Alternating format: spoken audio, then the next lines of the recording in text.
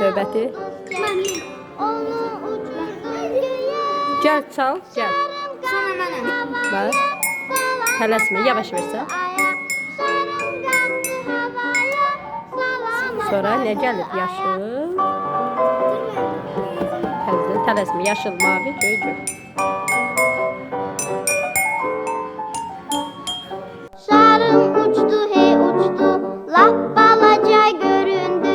Göğün lap ortasında ağ dumana büründü. Şarım kalktı havaya, salam apardı aya. Şarım kalktı havaya, salam apardı aya.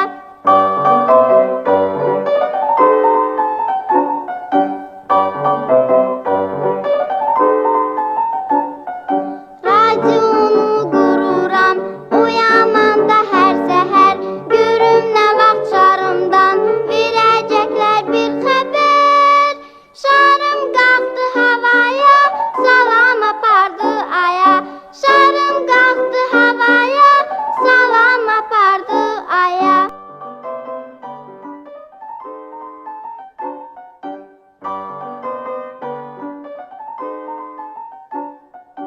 Büyük kardeşim mənə bir şar aldı hediye.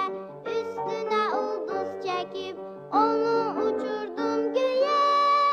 Şarım kalktı havaya, salam apardı aya.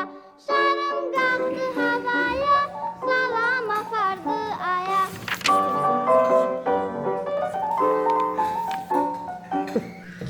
Güzel başlayaq. Oxuyaq görək. Bir şar aldı hediye. Üstüne ulduz çekip onu uçurdum göğe. Keş.